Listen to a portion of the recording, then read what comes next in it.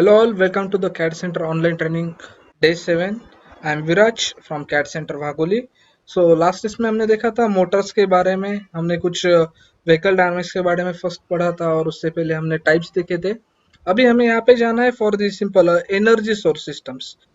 अभी यहाँ पे एनर्जी सोर्स सिस्टम अगर ये आता है तो इसमें हम स्टार्ट करेंगे कि एग्जैक्टली हमें कौन सा अगर क्लीन एनर्जी चाहिए तो कौन से सोर्सेस को यूज करना चाहिए। बिकॉज जैसे हमें पता है कि for the electric vehicle that is our energy source our batteries, but for a batteries we need the energy from the grids. तो ये ग्रिड को जो हमें जनरेशन करना है इलेक्ट्रिसिटी का, ये भी क्लीन होना चाहिए और ये सस्टेनेबल होना चाहिए, जिससे कि हमें ये जो एनर्जी है ये लॉन्ग ड्यूरेशन तक हमें क्लीन एनर्जी मिल सके। तो सबसे पहले हम बेसिक से स्टार्ट करेंगे कि एनर्जी क्या होता है, then how we can use the different type of energy sources to generate the electricity or energy. So हम ये step by step सीखेंगे. So we start with our today's lecture, that is the energy source system. Okay, so we start with the basic.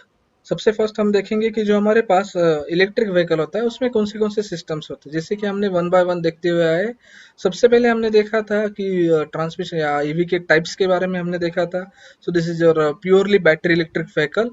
इसमें क्या क्या components होते हैं, we have the transmission here, then the motor we have here, then a motor drive रहेगा, then this is your battery और this is your converters, on board charger, auxiliary battery that is your secondary battery, charging का port आपको मिलेगा और traction, और ये हमारा main battery pack रहेगा।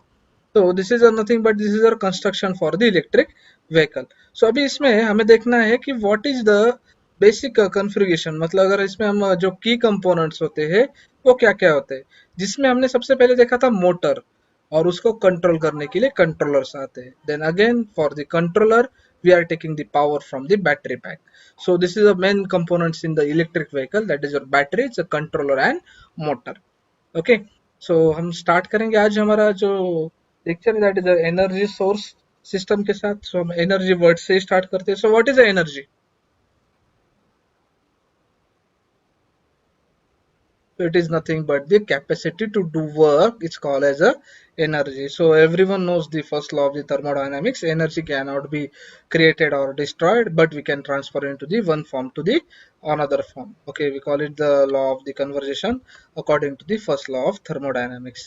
So simple है। यहाँ पे अगर आप देखते हो कि अभी हमें बेसिक केमिस्ट्री एंड अगर फिजिक्स ऑफ एनर्जी के बारे में देखेंगे तो दिस आर दी लॉज जो हमने बहुत पहले आई गेस स्कूल में वगैरह आपने पढ़े होंगे। तो अगेन यही लॉ हमें अभी यूज करने, लेकिन दिस टाइम अभी एनर्जी अगर आप देखोगे, सो यू कैन सी हियर कि सिंपली हम डिस्ट्रॉय या क्रिएट नहीं कर सकते, सिर्फ इसको एक फॉर्म से दूसरे फॉर्म में जाते हुए देख सकते हैं। जैसे आप कोल या थर्मल पावर प्लांट का एग्जांपल ले सकते हो। So we can take the example, just say from the solar plant convert the solar into the chemical energy by the process the photosynthesis method से। after the some time because of that जब ये dump होते हैं अर्थ के अंदर या ground के अंदर, तो वहाँ पे इसका कोल में फॉर्मेशन होता है और यही कोल से हम क्या करते हैं, फर्नेस रन करते हैं। From the that heat we are running the boiler and from that we are generating the electricity. So this are the simple working, और इसका आप सिंपल देख सकते हो जो फर्स्ट लॉ ऑफ थर्मोडायनेमिक्स होता है, नॉट बी क्रिएटेड और नॉट बी डिस्ट्रॉय। तो ये आप यहाँ पे इजिली अंडरस्टैंड कर सकते हो। सो अगेन अगर आप देखोगे, so all body needs to energy to perform an activity and all form of energy exist in the kinetic और पोटेंशियल एनर्जी। तो बेसिकली कोई भी अगर आपको किसी भी बॉडी का वर्क करना है तो उसको एनर्जी की जरूरत होती है, और ये एनर्जी काइनेटिक और पोटेंशियल एनर्जी के फॉर्म में आपको पाई जाती है। So basically the energy with the motion we call is a kinetic energy, and the energy with the position we call it a potential energy. Okay, so you can see the example here. जैसे अभी सभी आप लोग रामायण देख रहे रहेंगे इस days में, तो आपको ये इजीली पता चलेगा कि जैसे जो हमारा बो होता है, या आप उसको बोल सकते हो कि this is your simple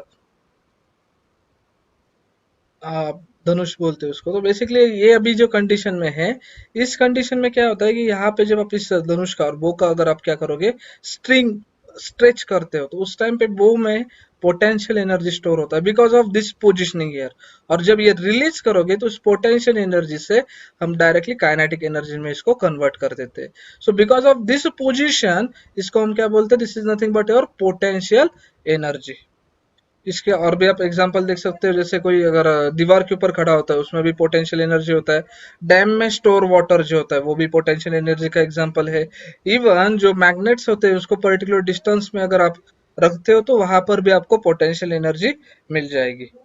Again, अगर आप देखते हो, for the gravitational force, the formula for the potential energy, it is a mgh. Mg is nothing but this, that is a mass in kilogram. G is the acceleration due to the gravity, and the h is the height in the meters. So unit for the potential energy is also joule. देखो energy का अगर आप unit देखोगे, ये normally आप joule में ही देखते हो इसको. So again, so these are the some types of the potential energy. जैसे gravitational energy होता है जो आपको क्वांटिटी ऑफ, अगर आप फील देखते हो, that is in mass example, that is a roller coaster या वाटर व्हील अगर आप देखोगे, so this is again example of this gravitational potential energy. Then electromagnetic, that is in a charge form में, जैसे magnetic और chemical elastic जो आपके होते हैं, this are this some example. Then strong nuclear energy colour में होता है, जैसे न्यूक्लियर रिएक्टर्स और न्यूक्लियर वेपन्स में आप देख सकते हो, जितना ज्यादा हाई कलर दिखेगा उतना उसका पोटेंशियल एनर्जी ज्यादा होता है। वीक न्यूक्लियर, सो जैसे अगर देखते हो उसमें फ्लेवर में आपको मिलता है, बेसिकली रेडियो एक्टिव डिके जो होता है उसमें आपको एग्जांपल्स दिख जाएंगे। Now come to the point, that is your next is a kinetic energy. तो काइनेटिक एनर्जी मतलब जब बॉडी मोशन में होता है तो उस एनर्जी को आप काइनेटिक एनर्जी बोलते हो। जैसे कार कोई रन हो रहा है या इवन अगर आप साइकिल चला रहे हो तो वो भी आपका काइनेटिक एनर्जी आप उसमें बोल सकते हो, बिकॉज ऑफ योर मोशन जो एनर्जी वहां पे form, we call it the kinetic energy. So basically again we have the definition here. Kinetic energy is the energy possessed by the moving body. Any object in the motion has the kinetic energy. Say man walking, ball thrown, molecules moving around. So these are the all example of the kinetic energy. So basically kinetic energy is directly proportional to the mass of the object and the square of its velocity. So you can see here that is a 1/2 by mv square. तो unit of the kinetic energy is also joule. तो normally सभी energy को हम joule में ही calculate करते हैं। So this are some example, that is a potential energy to the kinetic energy का एग्जांपल है। जैसे डैम में से अगर आप पानी छोड़ देते हो तो वहां पे आपको पता चलेगा कि यहाँ पे आपका पूरा पोटेंशियल एनर्जी कन्वर्ट हो जाता है काइनेटिक एनर्जी में। बेसिकली अगर आप देखोगे तो एनर्जी कैनॉट बी डिस्ट्रॉय और cannot be created according to the law of conservation. So basically अगर हम देखेंगे तो एनर्जी को दो पार्ट में और दो कैटेगरीज में हमने क्लासिफाई या उसको कैटेगराइज किया है। First is your renewable energy, second is your non renewable energy. So I guess everyone knows about the renewable energy and non renewable energy. इसके कुछ एग्जांपल्स हम देख लेते हैं, शायद से इसमें कुछ न्यू एग्जांपल्स भी आपको पता चलेंगे। सबसे पहले आपका आता है रिन्यूएबल एनर्जी। अगर हम देखेंगे तो टोटल जो एनर्जी है, ओनली द रिन्यूएबल एनर्जी, उसका अगर परसेंटेज देखेंगे तो यहाँ पे आपको पता चलेगा कि मेजर हमारा या जो रिन्यूएबल एनर्जी सोर्स है, that is are from the solar, then secondary that is from your wind power, then we have the simple water और hydro power plant, then biomass energy and the other अगर आप geothermal देखोगे तो ये सबसे last में आपका आ जाता है। So this are the simple thing here कि रिन्यूएबल एनर्जी में अगर आप देखते हो तो this are the major renewable energy sources here. तो फर्स्ट आपका आता है सोलर एनर्जी। तो सोलर में अगर आप देखोगे तो obvious we are using this energy from the even thousands years ago we are using from the thousands years we are using this energy to grow crops, stay warm, dry fruits. Okay, so basically nowadays we are using this solar energy to convert sunlight into the electricity by using of the silicons. So आप ऐसे जो power plants होते हैं, solar power plants, ये आपने देखे होंगे। even though in a home also we can install that solar power plant. सो इसमें अगर आप देखोगे तो इस तरह से कुछ ये वर्क करते हैं कि जिसमें आप क्या करते हो, simply from the solar we can generate the electricity, from that generated electricity we can use that electricity in our home. And even अभी जो न्यू टेक्नोलॉजी आया है उसमें जो उन्होंने, तो इसमें जो न्यू टेक्नोलॉजी आया है कि बेसिकली अगर आप देखोगे जो सोलर पैनल्स होते हैं जहाँ पे हम रूफटॉप में इसको इंस्टॉल करते हैं, from that we are generating electricity and उसको हम बैटरी में स्टोर करते थे।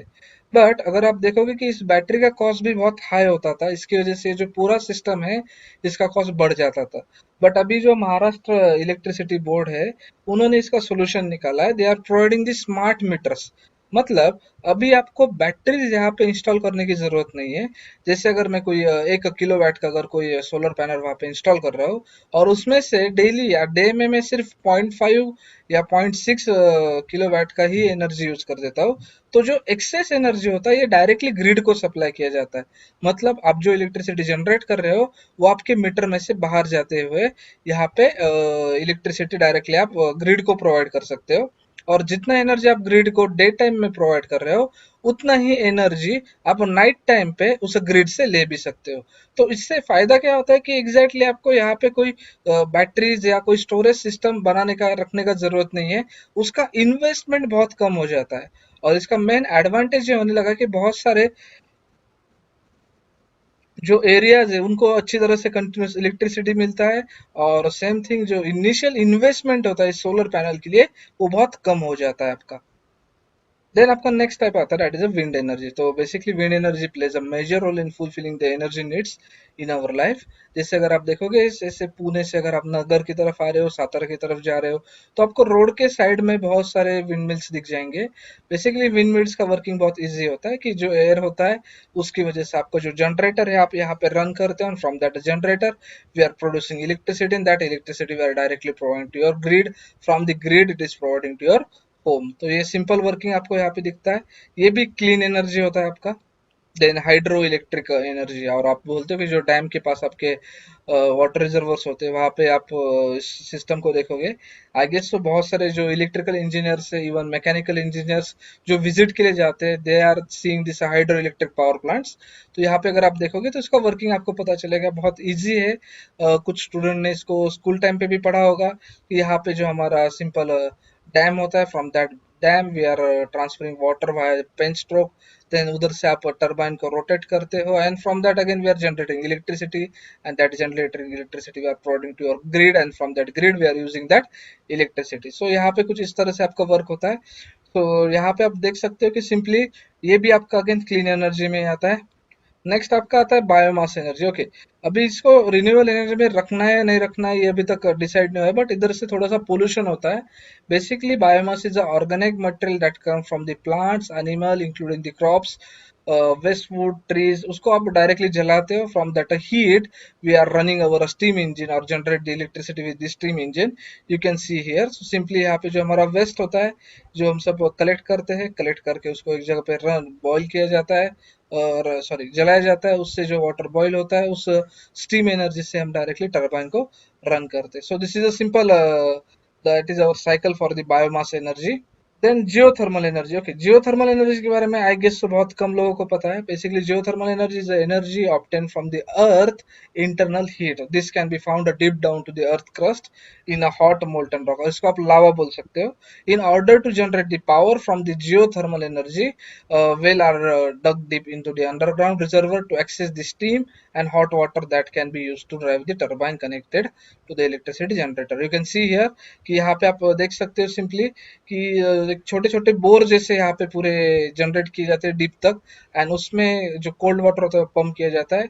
जो इंटरनल स्ट्रक्चर होता है आपका उसके अकॉर्डिंगली यहाँ पे वो डायरेक्टली जो लावा और मोल्टन वहाँ पे रॉक्स होते हैं उधर से डायरेक्टली से वाटर को स्टीम में कन्वर्ट करता है, और दूसरे पॉइंट से आप अगेन एक बोर बनाते हो, उधर से जो स्टीम होता है ये बाहर निकाल के लेते हो। तो ये जो है ये भी एक अच्छा सिस्टम है जियोथर्मल एनर्जी का, जो कि आप इलेक्ट्रिसिटी जनरेट करने के लिए यूज कर सकते हो। You can see here this video, उसमें आपको इजीली पता चलेगा कि एग्जैक्टली किस तरह से वर्क होता है। So from the earth we are digging. Okay, see here.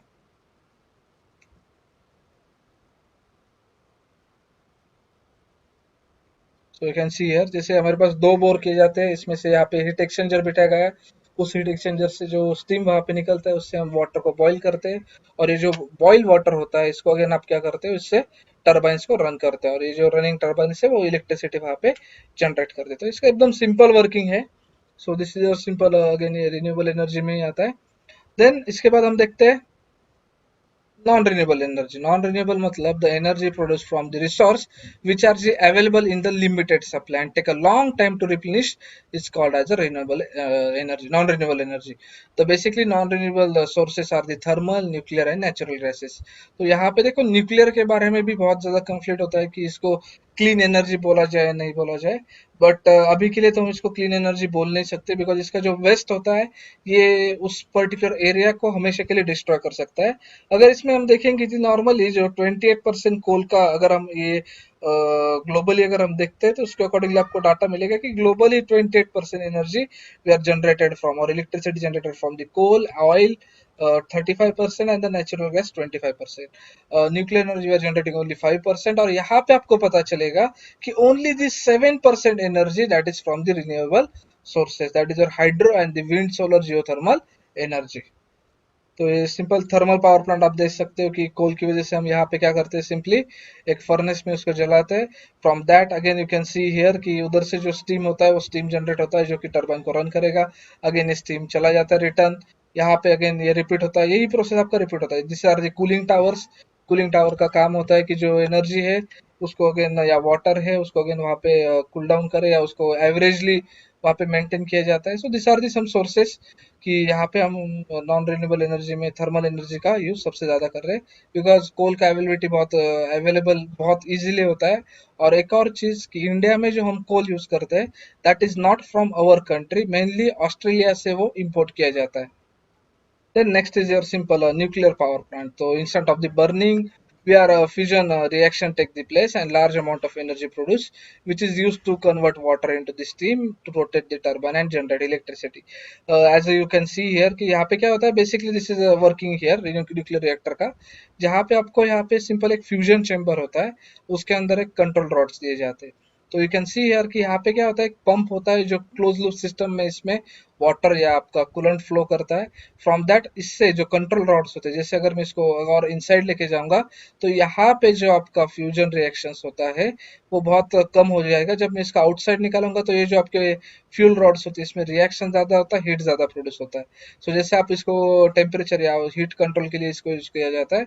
From that जो आपका यहाँ पे फ्लुएंट कूलेंट रहेगा, ये कूलेंट यहाँ पे रन होते रहता है, और उससे जो हीटेड कूलेंट रन होने की वजह से यहाँ पे जो हीट एक्सचेंजर होता है उसमें वाटर फ्लो किया जाता है। From that water we are generating the steam and that steam run the our turbine here. तो ये सिंपल आपका न्यूक्लियर पावर प्लांट या न्यूक्लियर रिएक्टर कुछ इस तरह से आपको वर्क होते हुए दिख जाएगा।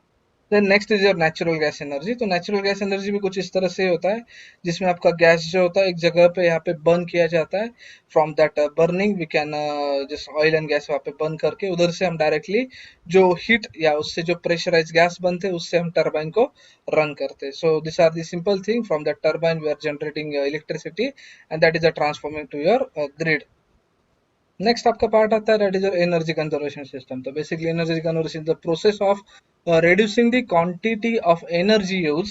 This can be achieved by the efficient uses of energy, decrease of energy uses which save the energy for our future generation. Again, energy conservation is often the most inexpensive solution to energy shortage, and it is a more environmentally kind alternative to increase the energy production. तो simple energy conversion मतलब ज्यादा energy produce करने से अच्छा है कि जो energy है उसको हम इफेक्टिवली यूज कर सके। तो इसको अगर आप देखोगे तो सिंपली यहाँ पे आपको जो एनर्जी पिरामिड है इसमें और अच्छे से पता चलेगा। सबसे पहले एनर्जी कन्वर्जेशन में अगर आप देखोगे तो we can use the simple technology, जैसे आपके जो स्विचेस होते हैं आप टाइमली अगर अनयूज को बंद कर देते हो तो वहां पे आपका सेव हो सकता है एनर्जी।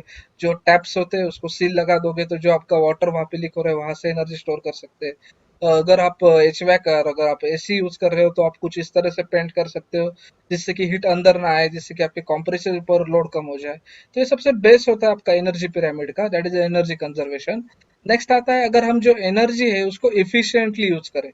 बेसिकली इसमें अगर आप देखोगे कि जैसे पहले हम क्या करते थे, नॉर्मली जो बल्ब था वो यूज करते थे 60 वैट का, या ऐसे आप वो बल्ब यूज करते तो उसकी जगह पे हम अभी CFL वगैरह यूज कर सकते हैं, एलईडीज यूज कर सकते हैं, या जो एनर्जी स्टार्स होते हैं हायर एनर्जी स्टार के साथ अगर आप डिवाइसेस लोगे तो उसका एनर्जी कंजम्पशन कम होता है। और इसके सबसे टॉप में आपका आता है that is a renewable energy. So जो हमारा नॉन रिन्यूएबल एनर्जी उसके alternative we can use this renewable energy. तो we call it the energy pyramid, because इसमें आपको सोल्यूशन मिल जाएगा कि किस तरह से हम एनर्जी को सेव कर सकते हैं, and finally we can switch toward the renewable energy sources here. Okay, so we come to our point that is our battery. जैसे हमने देखा था कि प्रीवियसली जो एनर्जी जनरेशन है ये हमें यहाँ पे क्या करना पड़ेगा, सस्टेनेबल बनाना पड़ेगा, जैसे कि हम नॉन रिन्यूएबल सोर्सेज जो होते हैं उसके ऊपर जो हमारा डिपेंडेंसी वो कम करते हुए रिन्यूएबल सोर्सेज के ऊपर डिपेंडेंसी आपको बढ़ाना है। तो मेनली अगर आपको पूरे एनवायरमेंट के बारे में अगर चेंज करना है, तो we need to change our energy source system, that is from the renewable energy we are depending more, then only we can have the solution for future. तो सबसे पहले हम स्टार्ट करेंगे बैटरी से। तो बैटरी अगर आप देखते हो तो बैटरी आप डे टू डे लाइफ में बहुत जगह पे यूज करते हो, जैसे कि आप देख सकते हो आपके mobile phone, laptops, everywhere we are using the batteries. तो बेसिकली बैटरीज क्या होता है, basically batteries is nothing but the it is the energy storing device which is contain the reactive chemicals in the form of the anode, cathode and electrolyte. So they undergo reaction to convert the chemical energy into the electrical energy. Basically the anode and the cathode are in the solid state and the electrolyte in the fluid state. तो basically ये आपका lead acid के लिए होता है, ऐसा कुछ नहीं कि आपका electrolyte fluid state में ही होना चाहिए। तो बेसिकली अगर हम देखते हैं कि बैटरीज के बारे में, तो दिस इज अ एनर्जी और it's a portable energy source. Portable मतलब आप इसको कहीं पर भी लेके जा सकते हो, इसको आप रिचार्ज कर सकते हो या इसको रिफ्यूल कर सकते हो। So this is nothing but this are your batteries.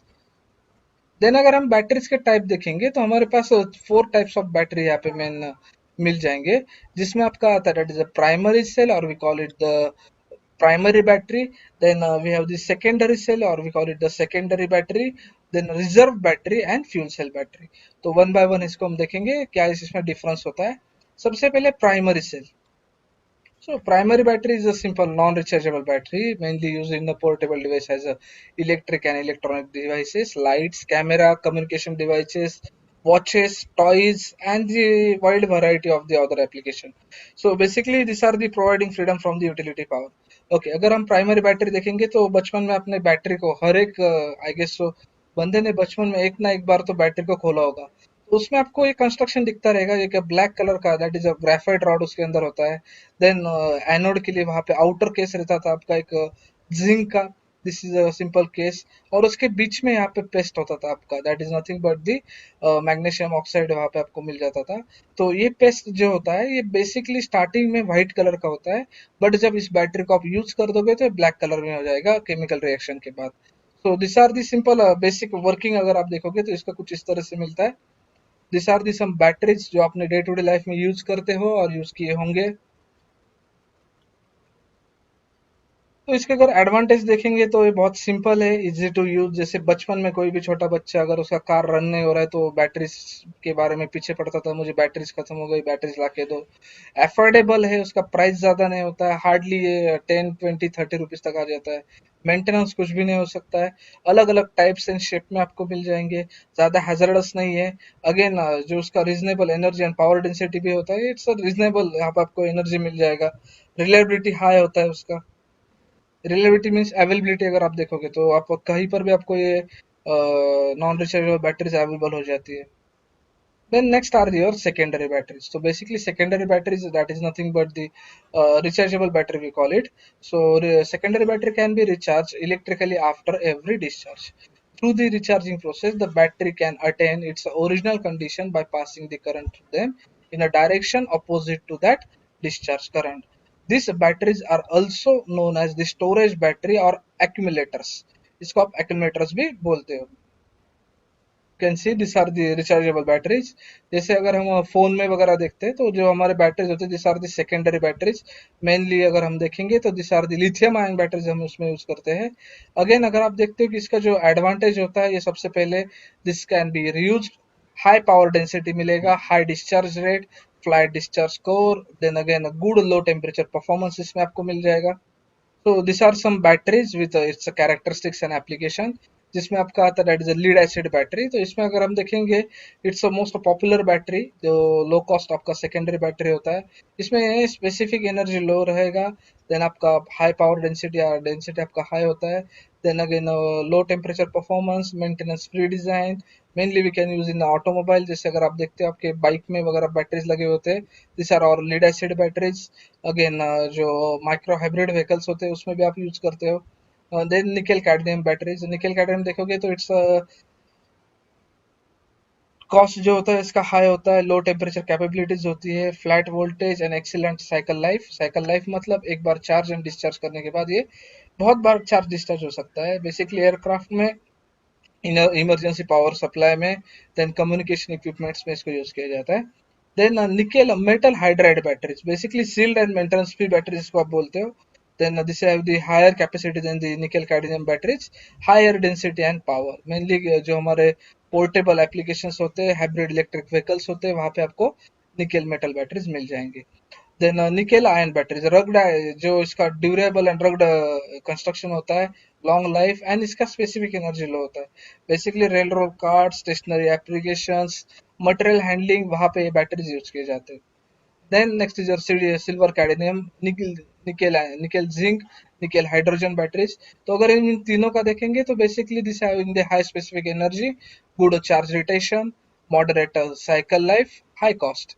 Again, we are using the portable devices like space satellite और high capacity battery, इसके main applications है।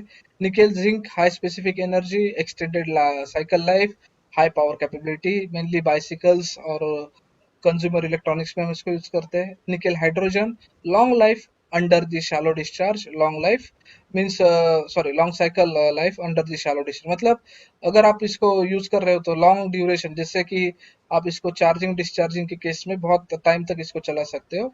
देन जो एरोस्पेस एप्लीकेशंस होते हैं, जो लो अर्थ ऑर्बिट और जियो सिंक्रोनस ऑर्बिट सैटेलाइट से उसमें यूज किए जाते हैं। और इसमें हमारा सबसे मेन टॉपिक आता है, that is lithium ion batteries. तो लिथियम आयन बैटरीज के बारे में अगर हम देखेंगे तो इसमें we have the high specific energy, high energy density, also long cycle life and high power capability. Okay, तो यहाँ पे हम जो टर्म्स होते हैं, that is a specific energy, energy density, ये हम नेक्स्ट लेक्चर में देखने वाले कि एग्जैक्टली क्या होता है। Then this is nothing but the high cycle life. Cycle life मतलब एक बार हम इसको चार्ज एंड डिस्चार्ज करते हैं तो उसका एक साइकिल कंप्लीट होता है। तो इस लिथियम आयन का जो साइकिल लाइफ है, it's a very much high as compare to the other batteries. Then high power capabilities, high power capabilities in the sense of इसमें जो स्टोरेज रहेगा, इसका स्टोरेज हाई होता है। मतलब अब जैसे इलेक्ट्रिक व्हीकल के लिए आपको 20 या 72 वोल्ट एंड 200 AH तक का एनर्जी स्टोर करना, it is possible.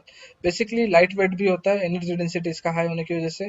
Portable in and consumer electronics में हम इसको एप्लीकेशन देखते हैं, mainly for the electric vehicles and space application में हम लिथियम आयन देखते हैं। ये एक्सप्लोसिव होता है, यही सिर्फ इसका एक डिसएडवांटेज है अगर इसको मेंटेन नहीं किया गया तो।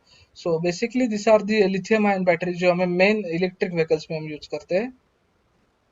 Then we have the reserve batteries. Reserve batteries are the special purpose battery, usually designed for the emergency use. The electrolyte usually stored separately from the electrodes, which remains in a dry inactive states. The battery become active when it actually needed by introducing the electrolyte into the active cell area.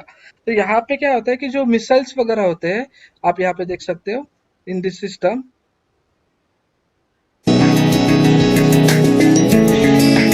Like in aeroplane तो missiles वगैरह होते हैं, उसमें batteries होती है जहाँ पे आपको इलेक्ट्रोलाइट साइड में साइड में दिया होता है। अब जब रिक्वायरमेंट रहेगा तो उस टाइम पे ये सारा जो इलेक्ट्रॉन जो होता है, उस टाइम पे आपको लिमिटेड टाइम के लिए हाई पावर प्रोवाइड करना होता है। तो basically this are the reserve batteries.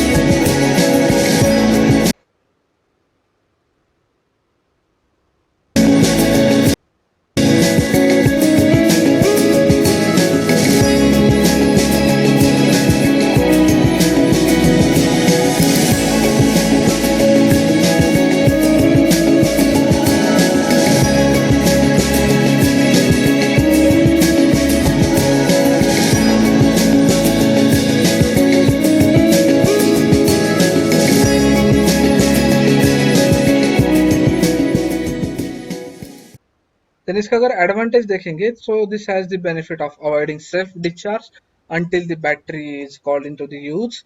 They can thus be stored for the 10 or more year and it provide the full power in instant when it is required. This battery are used, for example, to deliver high power for relatively short period of time in a missiles, torpedoes, and the weapon system. They are using this reserve batteries.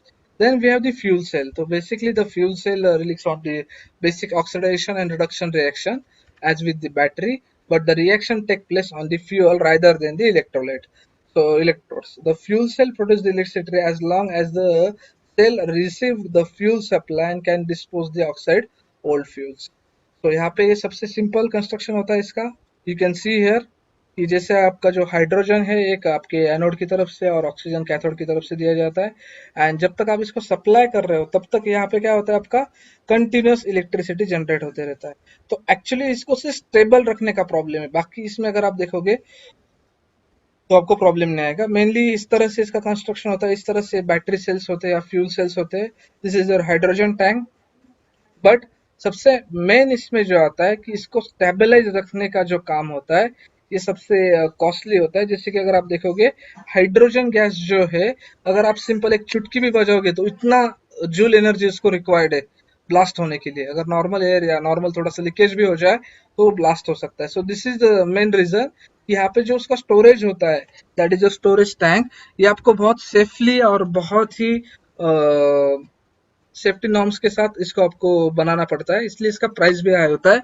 And जो refuelling stations होते हैं इसके, अगर आप FCV में देखोगे fuel cell electric vehicle में, तो अभी के लिए इंडिया में तो कोई आपका फ्यूल स्टेशन एफसीवी के लिए अवेलेबल नहीं है. तो इसलिए ये व्हीकल्स भी इंडिया में नहीं है. जो कुछ व्हीकल्स है that is only for the prototype और ओनली फॉर द टेस्टिंग. यहाँ पे अभी इंडिया में ये व्हीकल्स है. बेसिकली अगर इस व्हीकल को आप एक पर्टिकुलर सेफ सिस्टम के साथ डिजाइन करोगे तो even this vehicle is a more affordable और more environmental friendly then the BEV. But अभी ये इंडिया में आने के लिए at least it's take the 10 to 15 years ये इंडिया में आने के लिए लगेगा. और इसका जो कॉस्ट रहेगा ये कॉस्ट नॉर्मली हाई रेंज में ही रहेगा. मतलब मिनिमम अगर आप देखोगे तो 40 lakhs या 50 lakhs से आपको ये कार अवेलेबल होगा, जो कि इनिशियली बहुत हाई कॉस्ट होता है. और इसके जो बायर्स रहेंगे ये भी हाई क्लास कैटेगरी में आएंगे. जैसे कि अगर आप देखोगे इंडिया में आपको अगर रोड के ऊपर कार देखनी है तो उसका अभी का रेंज है कि नॉर्मली इट्स 8 to 16 lakhs के रेंज में जो कार्स होते हैं वो सबसे ज्यादा इंडियन रोड्स के ऊपर आपको दिखे जाएंगे. तो ये एफसीवी आने के लिए और थोड़ा टाइम लगेगा, but it's our future no doubt. Because ये जो एफसीवीज होते हैं इट्स अ क्लीन एनर्जी और बहुत सस्टेनेबल भी रहेगा ये. तो in future maybe we can see the FCV और our child will see the FCV car और they drive the FCV car. तो अगर आप देखोगे so this are the 6 major fuel cell technology which are we currently pursue from the different application as listed below. That is alkali, then phosphoric acid, solid oxide, molten carbonate, proton exchange membrane, PE and direct menthol, that is a DMFC system. तो उसमें अगर आप देखोगे तो normally अभी के लिए alkali molten carbonate ये जो सिस्टम्स होते हैं ये अभी हम यूज नहीं कर रहे. बाकी सिस्टम बहुत ज्यादा ईवीज में यूज होते हुए आपको दिख जाएंगे. देन अभी हमारा नेक्स्ट टॉपिक रहेगा that is the types of battery we used in the EV. So basically all electric vehicles make use of the rechargeable battery no doubt, in which the most commonly use batteries are lead acid, nickel cadmium and lithium ion batteries. Okay, तो इसके बारे में अभी हम आगे देखेंगे कि exactly कौन से टाइप्स के बैटरी हम ईवी में यूज करेंगे एंड ये बैटरीज का बैटरी पैक किस तरह से बनाया जाता है. जैसे कि इसमें जो मेन टाइप आता है that is a lithium ion battery we are using now for the electric vehicle. तो इनके जो सेल्स होते हैं दैट इज 3.7 वोल्ट के छोटे छोटे सेल्स होते हैं. You can see here like that उनका कंस्ट्रक्शन होता है जिनको आपको पैरेलल सीरीज में रखना है. देन उसके बैटरी पैक के शेप कैसे होते हैं, देन उसको कैसे डिजाइन किया जाएगा, तो ये सब कुछ हम नेक्स्ट लेक्चर में देखने वाले हैं. बिफोर दैट यहाँ पे अगर हम देखेंगे तो यहाँ पे उन्होंने लीड एसिड एंड निकल कैडमियम बैटरी को भी मेंशन किया है. बेसिकली लीड एसिड एंड निकल कैडमियम ये जो दो बैटरी पैक्स है उसमें से जो लीड एसिड बैटरी है वो अभी अब जो छोटे छोटे कार या बाइक मैन्युफैक्चरर्स होते हैं जैसे ओखिलामा है या जो लोकल मैन्युफैक्चरर्स है they are using the lead acid batteries. उसके पीछे सिंपल सा रीजन है, इसका लाइफ ज्यादा नहीं होता. मतलब 1-1.5 साल में बैटरी आपको डायरेक्टली डंप करना है, नया बैटरी लेना है. लेकिन इनिशियल कॉस्ट इसका बहुत कम होता है, जिससे कि अगर मैं एक व्हीकल बनाता हूँ, ई साइकिल बनाता हूँ या ई रिक्शा बनाता हूँ, उस टाइम पे मेरा जो मैन्युफैक्चरिंग का कॉस्ट है it's almost the 80 to 85,000 with this lead acid battery. And उससे आप अबाउट 60 to 70 किलोमीटर जा सकते हो. लेकिन अगर मैं लिथियम आयन बैटरीज यूज करूंगा तो उसका कॉस्ट 1,40,000 तक या 1,50,000 तक चला जाता है. बट यहाँ पे अगर आप देखोगे तो पर ईयर आपको यहाँ पे लीड एसिड बैटरी चेंज करनी पड़ती है। वैसे lithium ion battery almost 5 to 6 year तक आपको चेंज करने की जरूरत नहीं है। और इसका जो कॉस्ट होता है इट्स नॉट मोर देन, मतलब अगर आप देखोगे कि लिथियम आयन बैटरी अगर आपका 60,000 का है, तो आपका जो लीड एसिड बैटरी होता है सेम स्पेसिफिकेशन के सेम रेटेड पावर के साथ अगर आप देखोगे तो it's a cost only the 15 to 20,000 rupees. But अगर आप 5 ईयर से कैलकुलेट करोगे तो ये आपका लीड एसिड का कॉस्ट ज्यादा चला जाता है। सिर्फ इनिशियल इन्वेस्टमेंट या इनिशियल कॉस्ट कम करने के लिए peoples are using the lead acid batteries and not preferring the lithium ion. But अगर आप लॉन्ग ड्यूरेशन या लॉन्ग टाइम तक देख रहे हो so they required to use the lithium ion batteries only। और जो कार्स है, जितने भी कार्स अभी मार्केट में अवेलेबल है from the brand like Tata, then Mahindra, then even जो अभी मारुति लॉन्च करने वाला है वैगनर का, so then Kia Motors and जो हुंडई के अंदर आता है, so this are the all they are launching with the lithium ion only because उसका जो लाइफ होता है it's a more than the 7 to 8 years। So ये मेन इसका एडवांटेज होता है। So for the next lecture, we are going to start this battery types, जिसमें हम lead acid, nickel cadmium and lithium ion batteries के बारे में देखेंगे। देन बैटरी पैक किस तरह से बनाया जाएगा ये भी हम इसमें सीखने जा रहे हैं।